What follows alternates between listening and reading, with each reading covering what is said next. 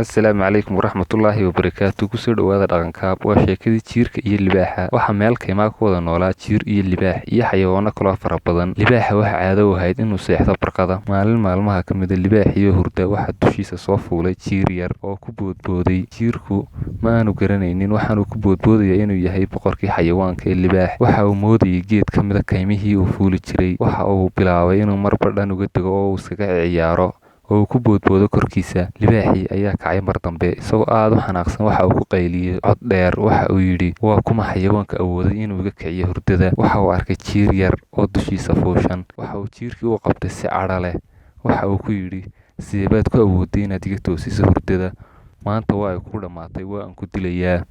Jiirkii oo naxsan oo ay soo food saartay cabsi iyo baqdin ayaa yidhi, isii daa maanta hay dilin, laga yaabaa inaan mar ku badbaadiye. Libaaxii oo la yaaban jiirka waxa uu ku yidhi, waxba ima badbaadinaysid, orod iska tag, mar dambana ayaan ku arkin.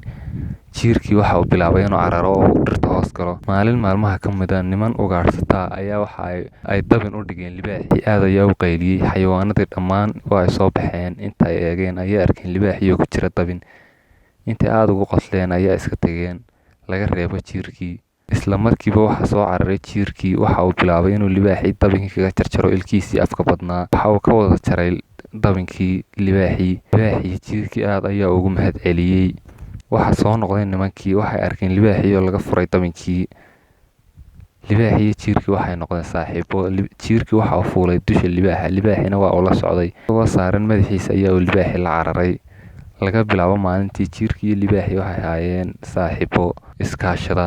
Waxaynu ka fahmaynaa sheekada xayawaanka ama nooluhu ma kala maarmaan yar iyo weynba.